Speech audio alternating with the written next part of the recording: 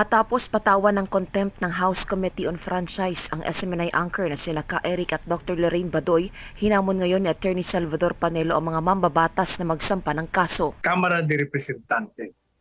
Kayo naman tingnan nyo naman ang kalakaran ng inyong pinakulong. Ilagay nyo ang mga sarili nyo sa kanila. Mukhang hindi makatao yan. Siguro, tama na yung binigay nyo sila ng leksyon.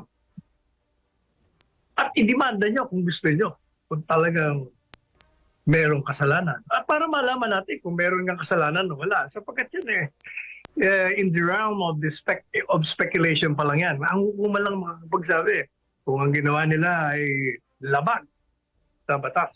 Marin namang kinundina ni Panelo ang inihaing resolusyon sa Kamara para suspendihin ang prangkisa ng SMNI. Talagang ako, I'm reacting, I'm sorry to say, kaibigan natin yung naghahain ng resolution. Maling-mali, lalo-lalo pa, yung resolution na pinapaimbestiga ang SMNI and pending investigation, it should cease operation sus Mariosep.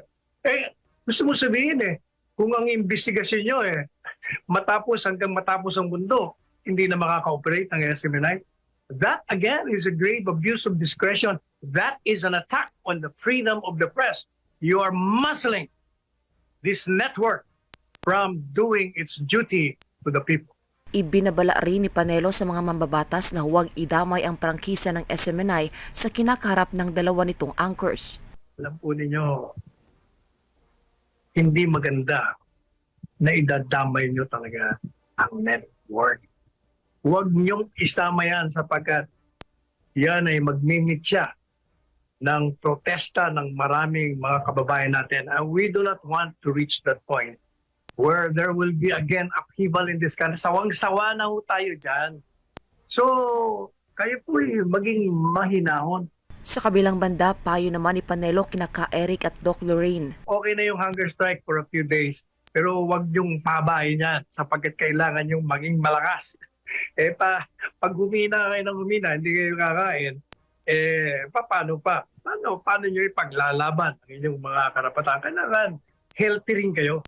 It's enough that you have voiced your opposition and declare your principles in defense of your freedom to speak out, at ang suporta ng mga taga-labas.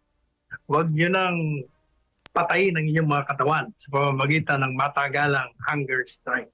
Sa huli, paalala naman ni Panelo sa mga mambabatas.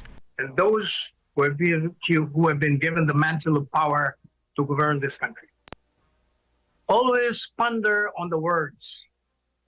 There is a saying, whom the gods wish to destroy, they first make man. Ang gustong ilaglag sa bangin ng mga Diyos ng tadhana ay nilalasing muna sa kapangyarihan. Para sa Diyos at Pilipinas kong mahal, Angel Pastor, SMNI News.